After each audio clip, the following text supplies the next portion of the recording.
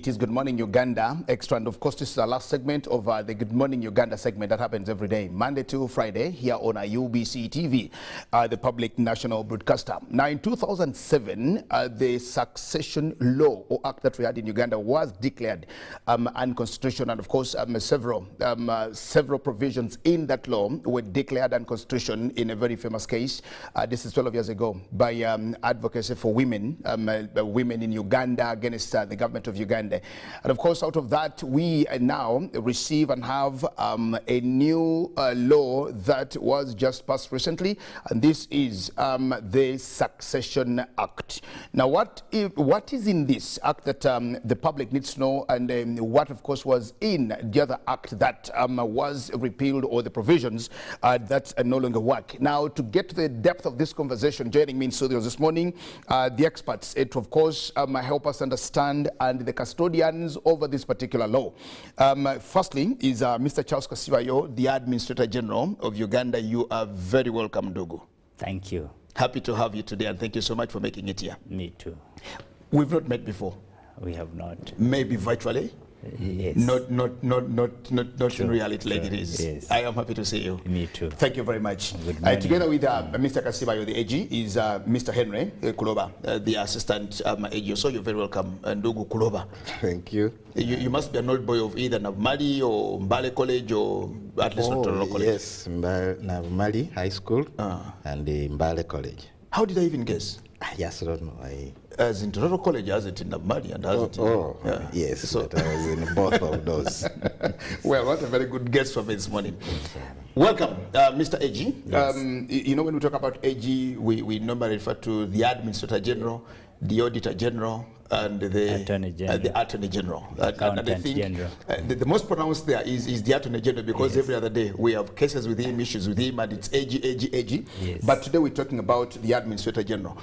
Let's start with your office as the Administrator General. Yes. What do you do? What is the mandate of your office? Yes. When we talk about the Administrator General, who are we talking about?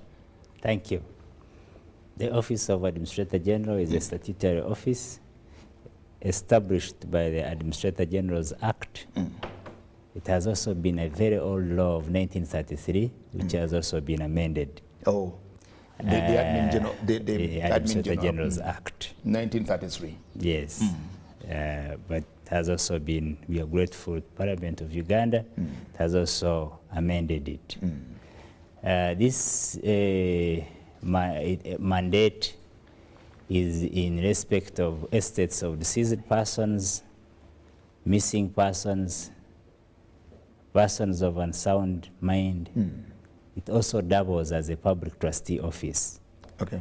Its mandate is mainly to ensure that estates of deceased persons are administered in accordance with the succession laws, and they are not intermeddled with, and the beneficiaries who are entitled according to the law take their rightful shares. Okay.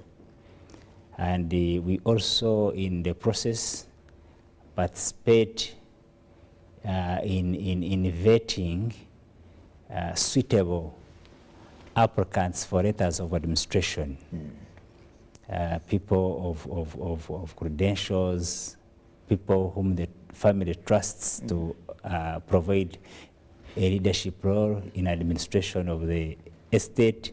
So we issue a statutory document called a certificate of no objection.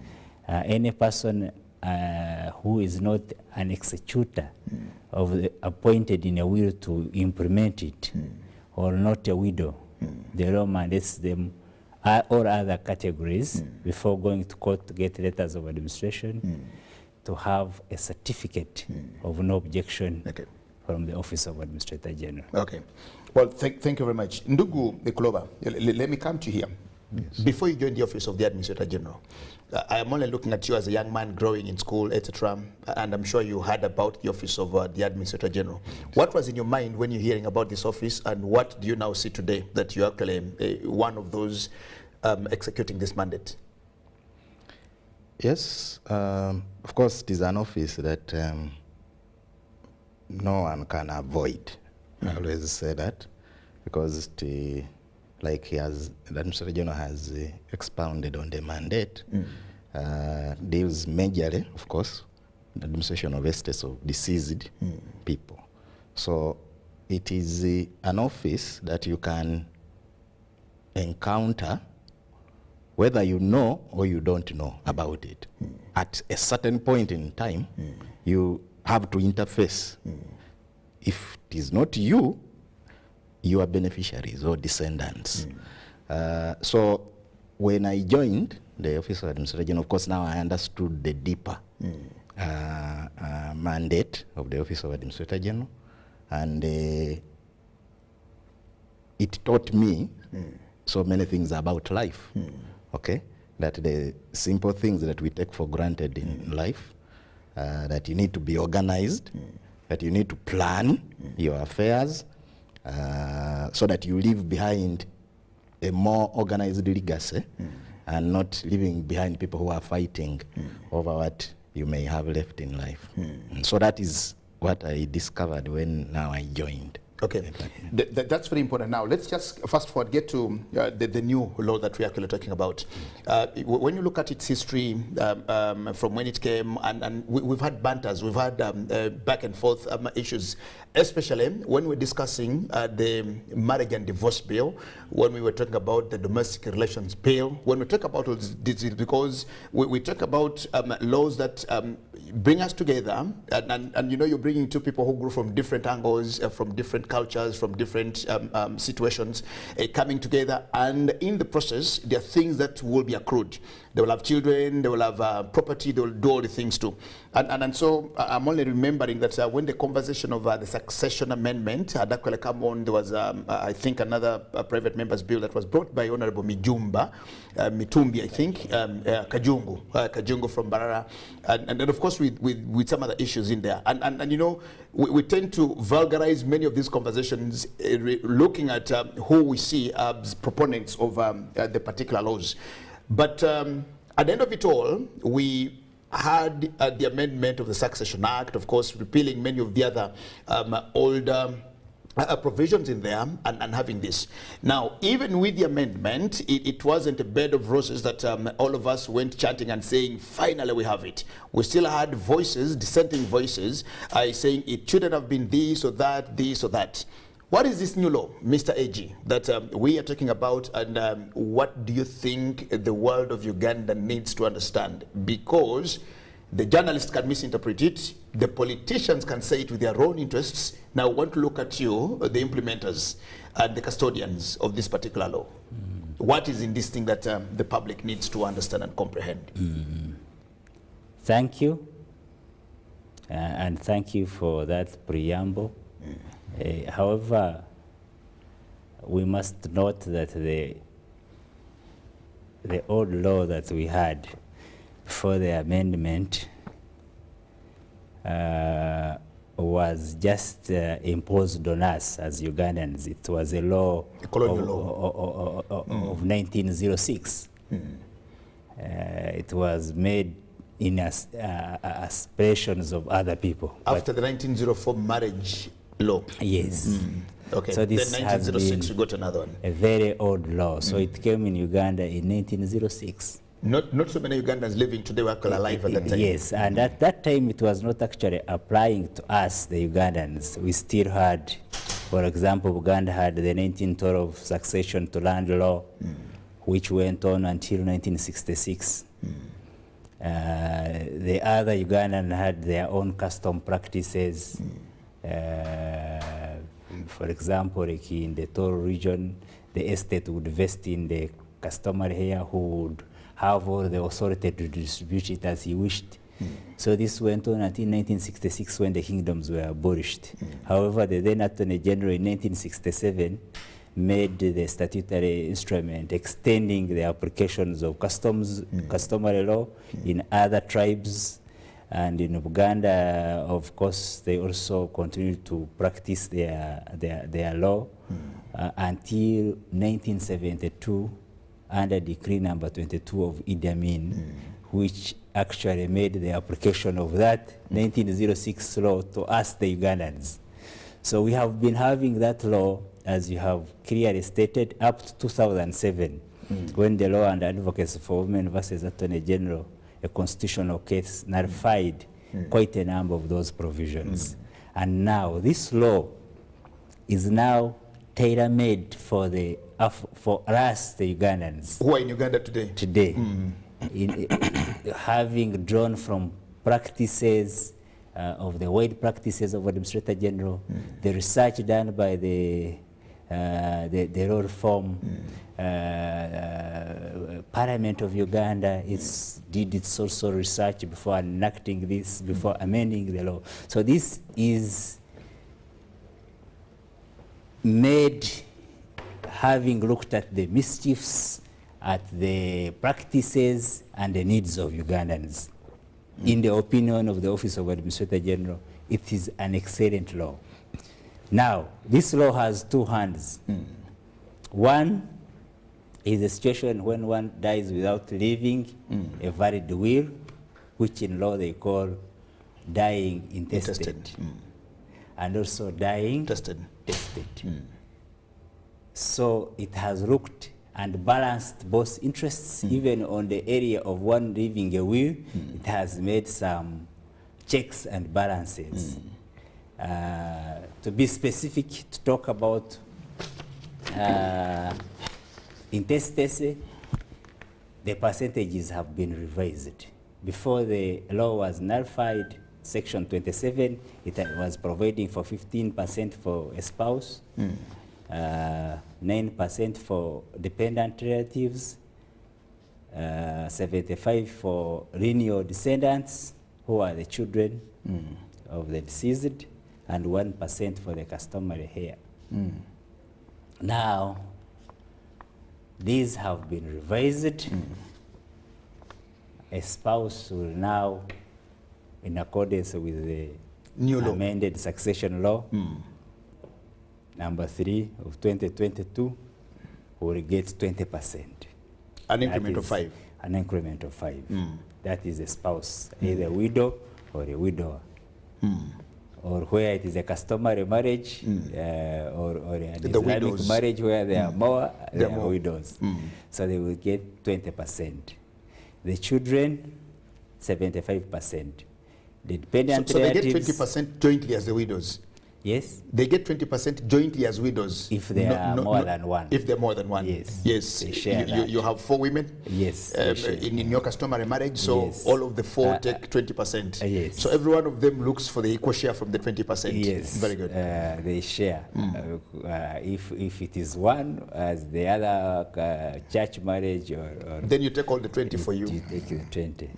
And this law also applies to us, the men. You know, sometimes we look at it in one angle as for a woman law, but it is for both.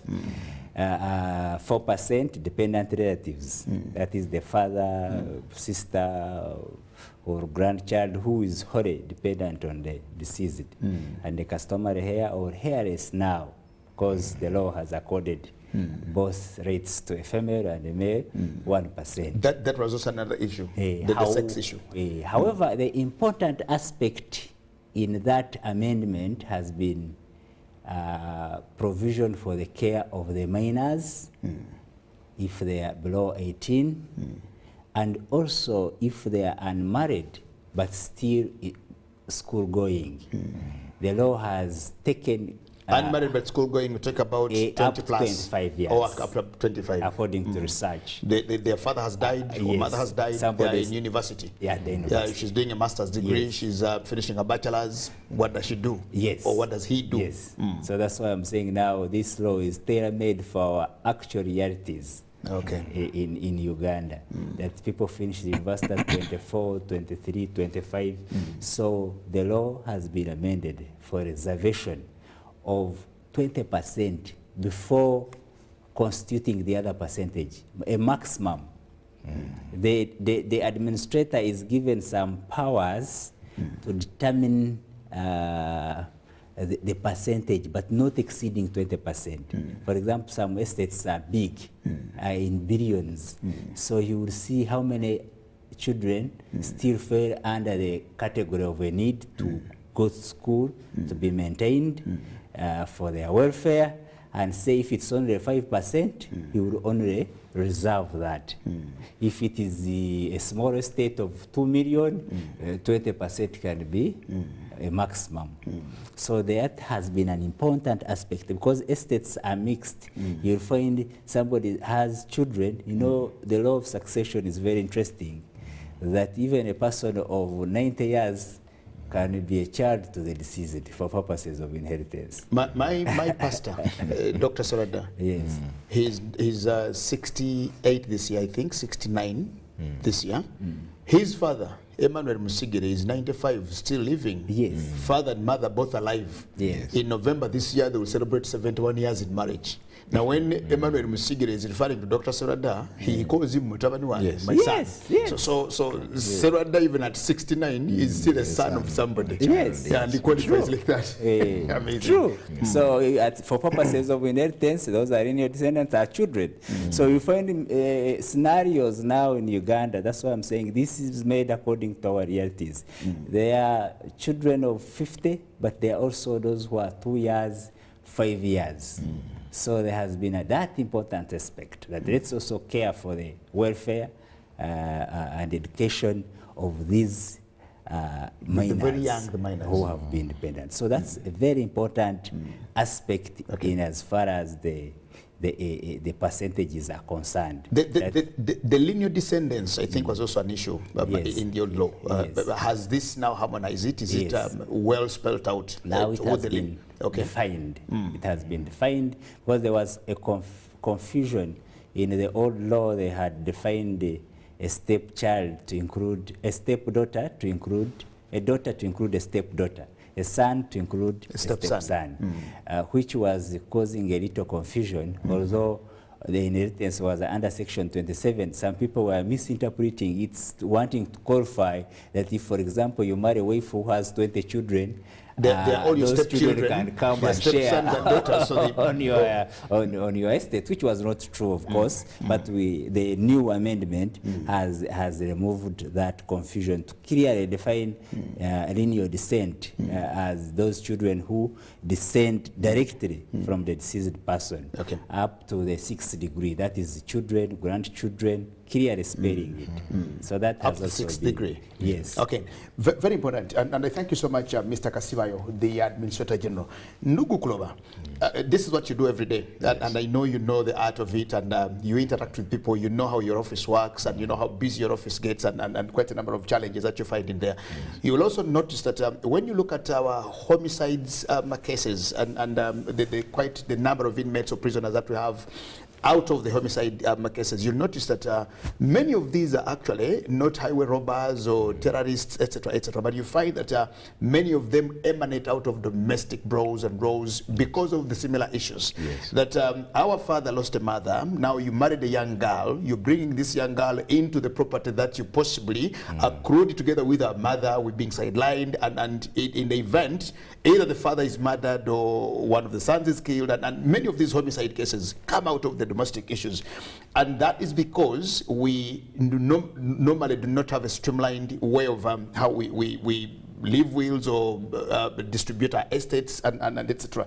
So we have these challenges. What do you think the people need to do going forward? That there is this office, your office now, the Administrator General's office. What needs to be done that we avoid some of these things now that we have a good law? Yes. What should we do to prepare ourselves? Because if we don't do it right, we'll find somebody in prison tomorrow, the other day, and we think they're just in prison because they committed this capital offense, but it is because something didn't happen right in the house. Yes. That you married a new wife, you married another young girl, or this woman went into this other marriage, and the conflict over, at the end of it all, you notice that they killed because of some property in this area or XYZ. What needs to be done? Yes. I think, of course, we are talking about now the amended laws that one of the tools of succession law is a will. But not just a will, but a valid will. Because through experience, actually very many people write wills. Okay, But they're not valid but wills. they are not valid wills. Okay, I had this experience one time when we went for sensitization in Bududa. Actually, I discovered that Bududa has so many people who write wills. Somebody scribbles down the wishes.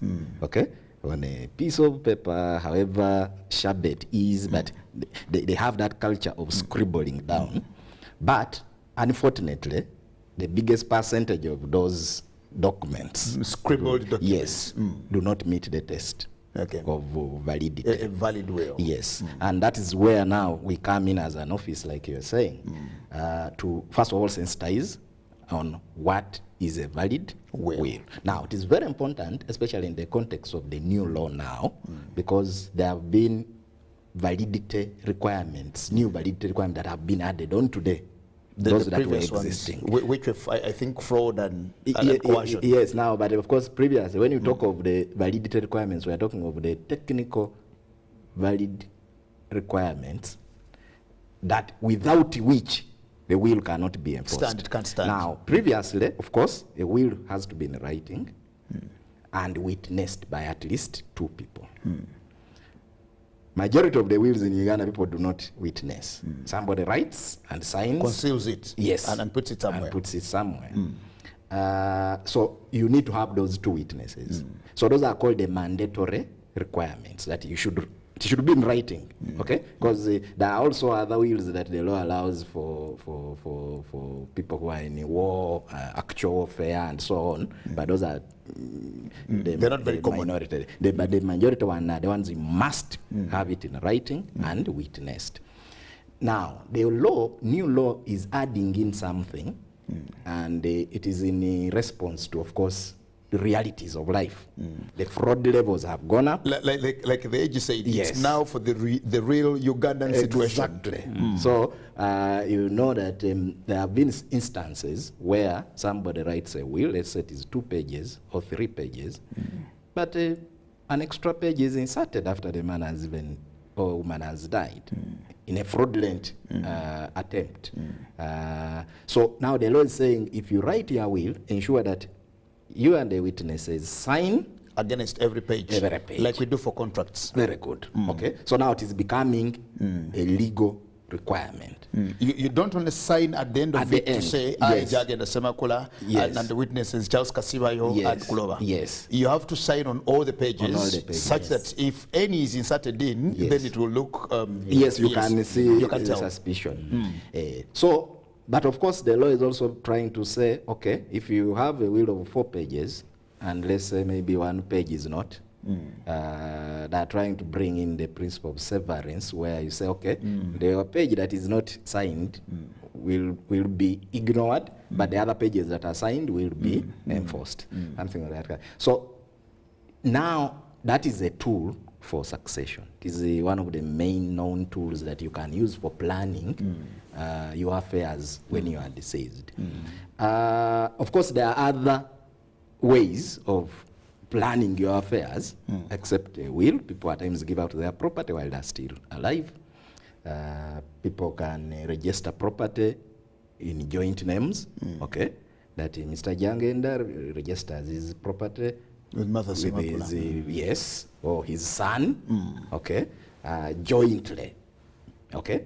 So meaning that when one of them passes on, the property automatically goes to the one who is surviving. So in a way, you have actually sort of when one of the owners dies, yes. so it becomes the surviving owner.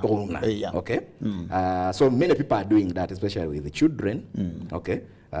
They can put the property in the names of the children, or in the names of the children and the parents. Them and the children. Okay. So it acts as also a tool for distribution upon death. Okay, because that property is no longer part of the estate of the deceased. People cannot claim to now. So it automatically goes to the one. It's transferred automatically. Yes, of course, which should be contrasted with the common tenants, where you are common tenants. With common, it means it is also a tool, by the way, for succession, that Staja Agenda and Henry on the title, but each has, let's say, 50%.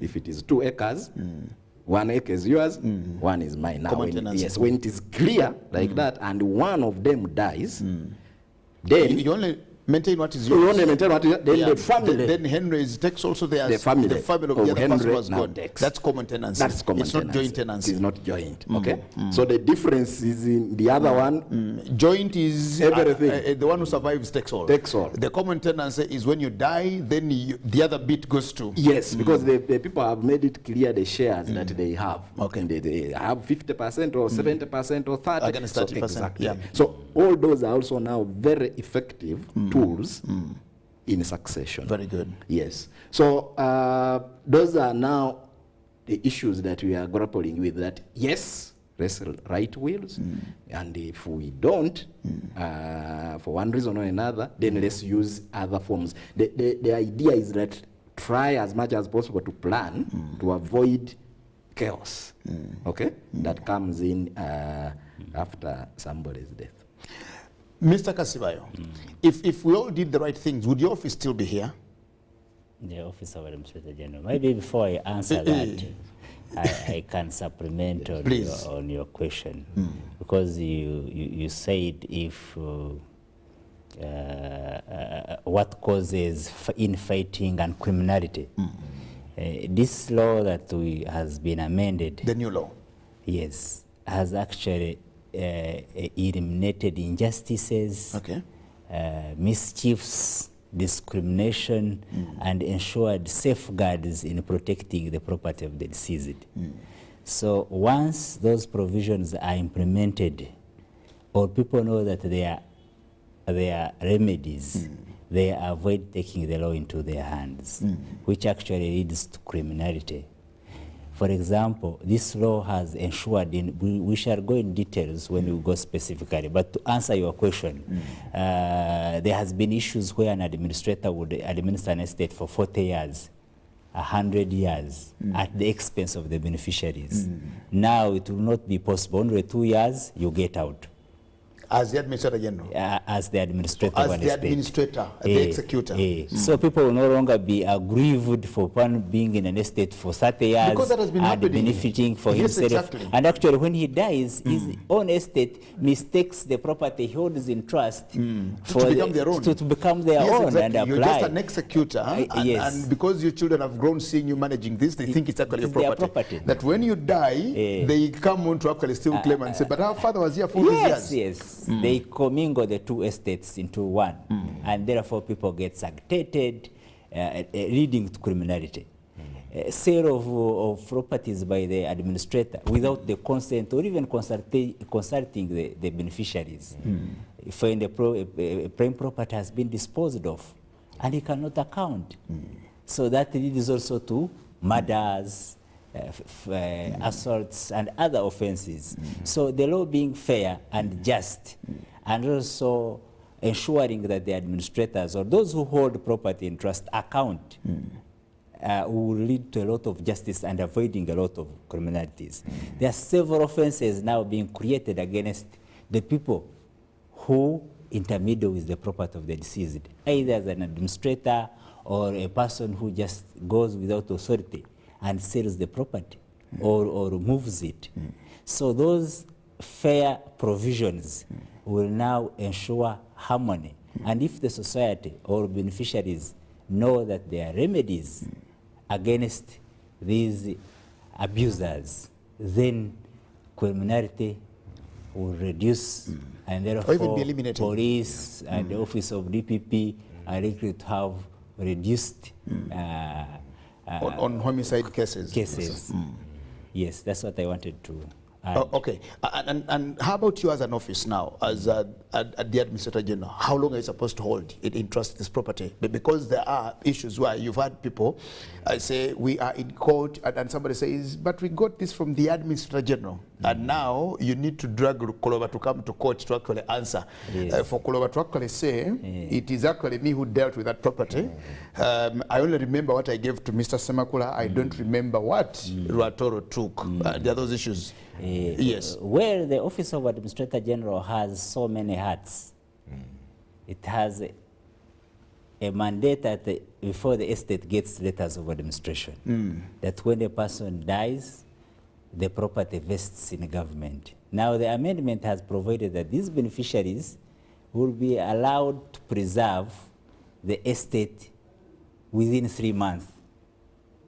Within 3 months, you can pay burial expenses, you can do what they call intermediate actions, but you must report to Administrator General or petition court for probate if the deceased died within those 3 months.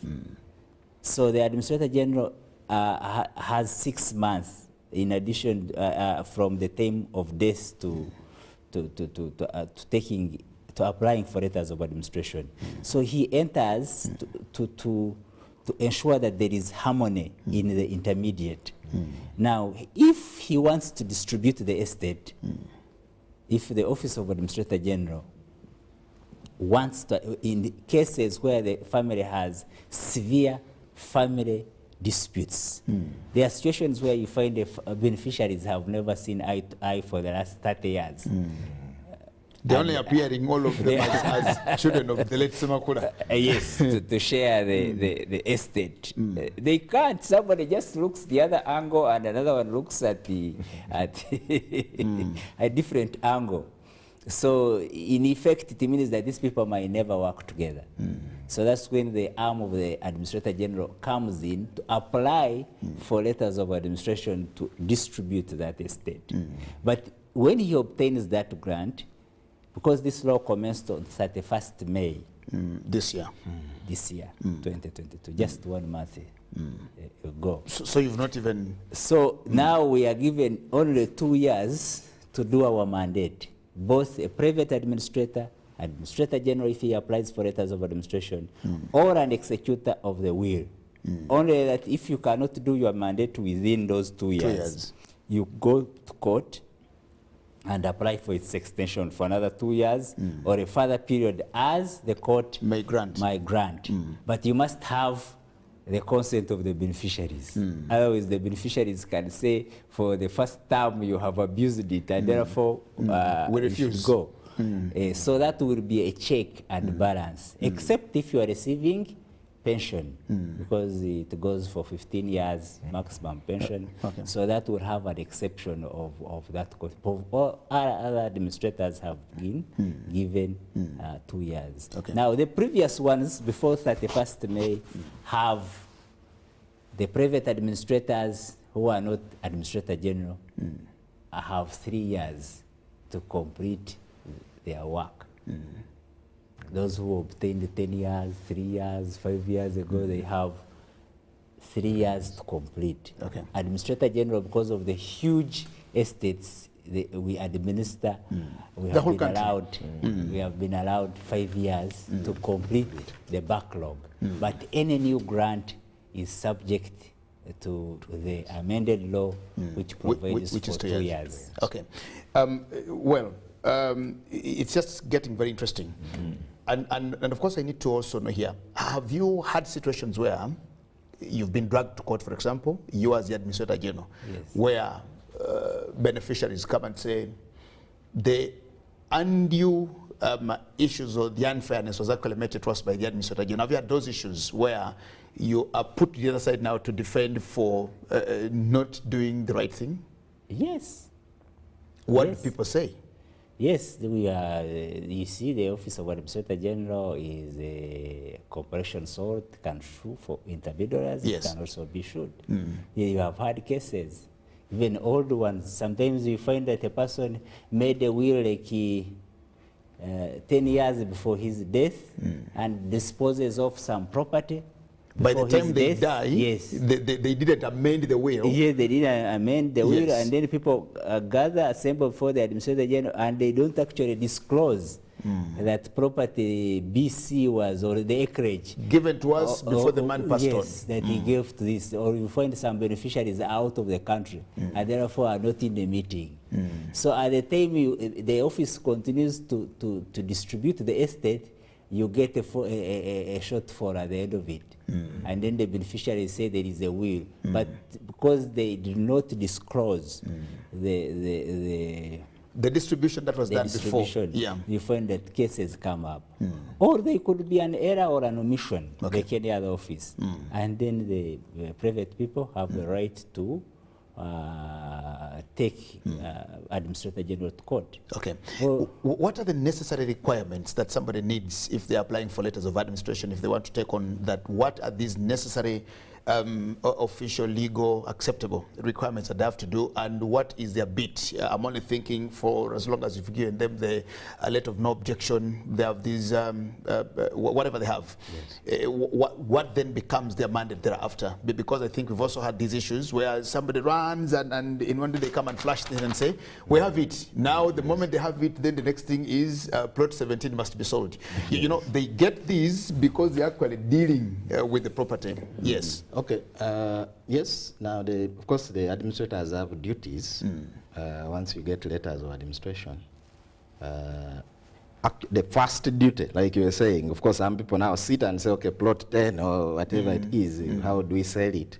But the first duty is for you to collect the estate. Now, collection is, as an administrator, you need to find out the properties of the late. Remember that you can be in a family and the children may not know all the properties of their father. Very true. Or mother. They may know the prominent ones, but there might be some other properties that they do not know. That they do not know. That's true. There might be savings in a village circle that they do not know. That they don't know. Savings in an investment club that insurance, they don't know. For example. Insurance and so on. So the first role of an administrator is to collect. Do an inventory. Do an inventory. First find out what, before you even start saying, what do we share? What do we share, or what do we even dispose? What are we going to dispose is to collect the estate. Into one basket and say, yes, now, this is now the deceased's estate. Okay?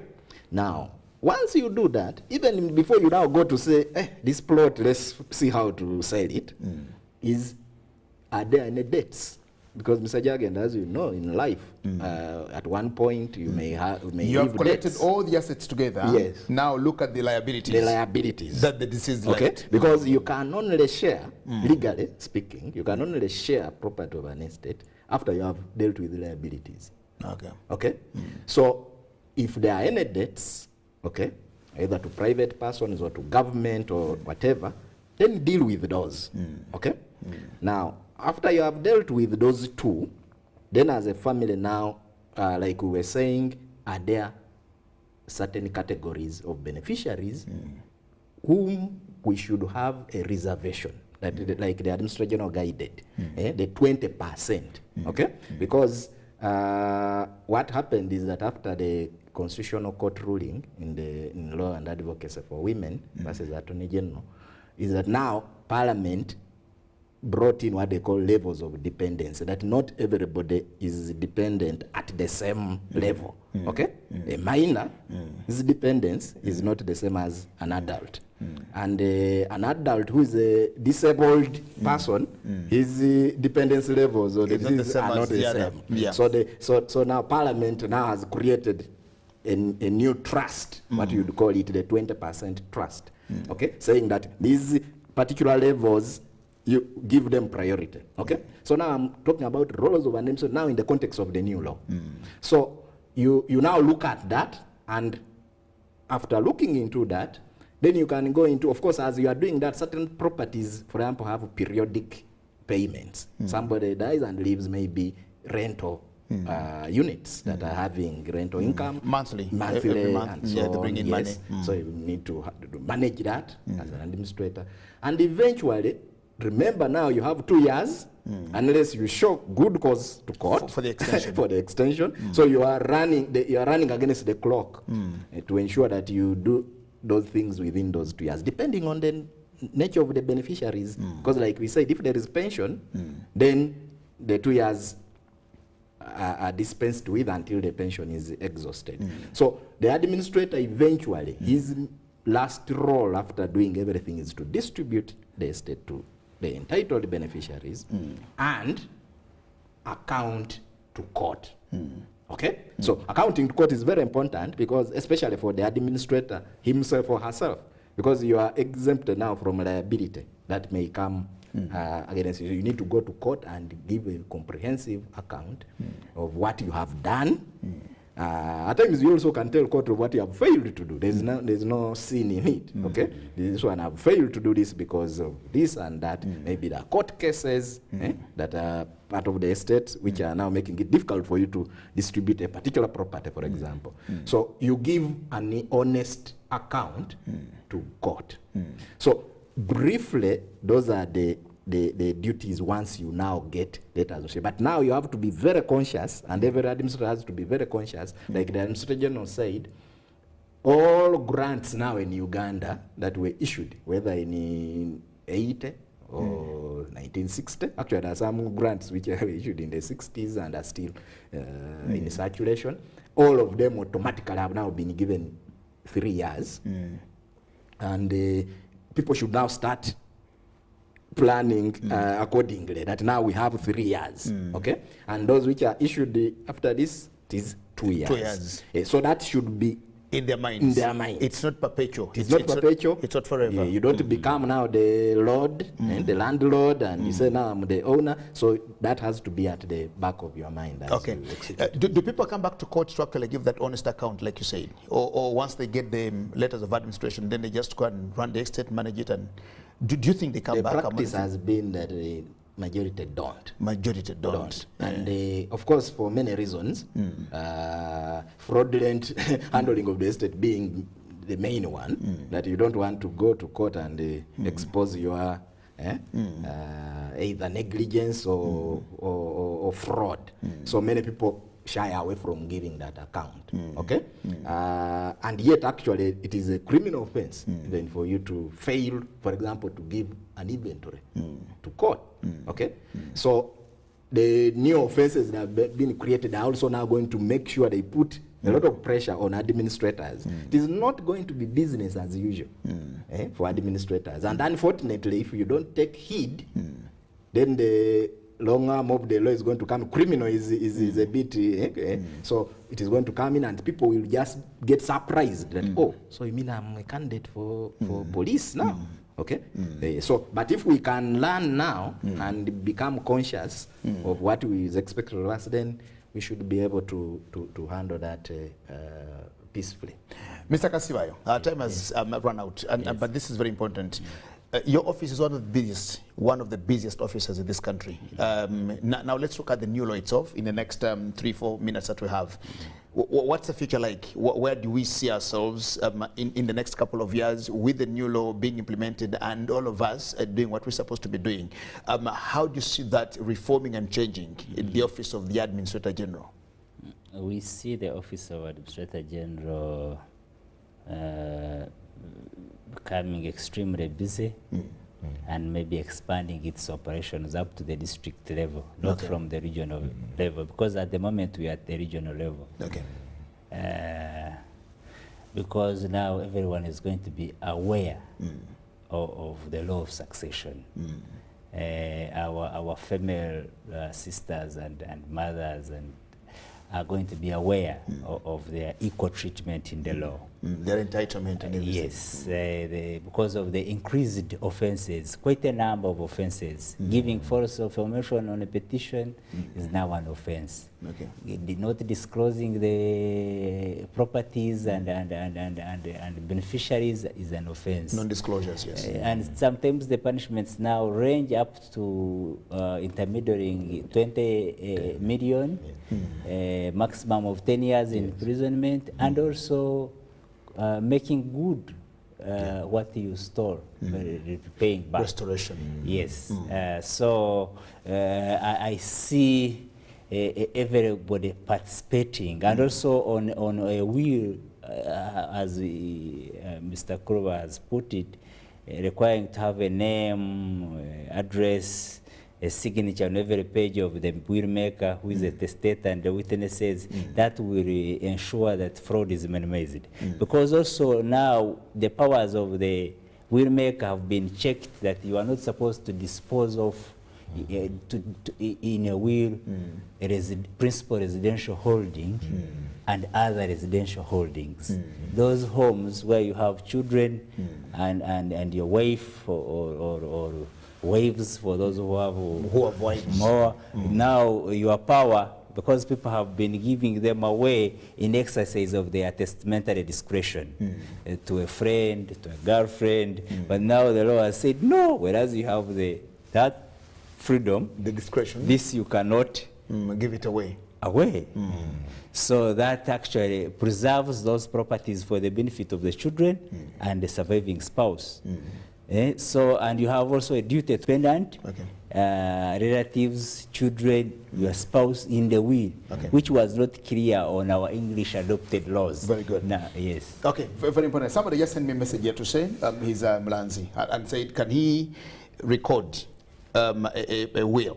And just say it on video, look into the camera and say, Ndugu Ratoro, please capture me. And you say, my name is Jagenda Semakola, I'm this old, I am son of XYZ, I am from here. My properties, Nile Avenue, plot 17, this, and I give them to Kasibayo, I give to Kulaba. Can I do that without writing? And they bring the video, play it for you? No. No. Yes. People have trying to misunderstand the electronic documentation law into the Succession Act. Ours are specific requirements. As the law says. Yes. That's very important. Where are your branches? He talked about the regionals. Where are your branches to benefit viewers if they want to go to your offices that they can't come to Kampala now? Yes. Of course, our head office here is the Georgian House, Georgie Street. It used to be called a Mam House. Mam House, yes. But also the region office, like the Msojono mentioned, in Mbale, Soroti, Gulu, Moroto, Arua, Mbarara, and Fort Poto. Okay. Yes. So those are the regional offices. Yes, so people can still access the services of Msojono from those offices. Okay. Lastly, Ndugu Eji, very final from you. What wouldn't you not want to go with without saying? And I think we need, Stevie needs to organize this conversation. We need to have it again because we've not even exhausted anything. When you talk about things of succession, this is not politics. That I hate politics. It's not sports. That I hate sports. It's not entertainment. I don't like it. It's for all of us. Yeah, it's for all of us. You are either the one giving out or you are one of the beneficiaries. So like you said, either way, you can't avoid it. You can't be the executor, you can't be the administrator, you can't be the beneficiary, so you can't run it from it. Just a final statement from you, Mr. AG, before we go. Well, people should note that those wills which were made before 31st are saved under the law. These requirements of attestation on every page started on 31st. So if you made your will on 30th May and you didn't witness every statement, that every page, that will is still valid. The law does not act progressively. So there are issues of separation. I think there are quite a number of things we have not talked about, but we intend to do this outreach. We intend to do radios, media, both print and paper, and radios and TV for people to know their law, because this one is going to affects everybody, and it has several offenses, and people must understand its operations. Otherwise, the ignorance of law is not defense in court. So we thank Parliament, we thank all the stakeholders that participated in enabling this law come into effect, because it's a very, very good law. Thank you very much. Thank you so much, Mr. Charles Kasibayo, the Administrator General of Uganda. Thank you for having allowed to join us on Good Morning Uganda today. And thank you so much, Mr. Henry Kuloba, the Assistant Administrator General, for also having allowed to join us this morning on UBC TV, Good Morning Uganda, etc. We stopped the conversation here, but we promise that I will find time again to bring back the gentleman to talk more about this law for us to understand it in depth. Now, we talk about a law that was just passed and assented to 2 months ago. So we very much need to learn more about that, isn't it? Yes. Thank you. Thank you very much for having allowed to join us. We wish you the best. My name is Jagenda. Blessings and shalom.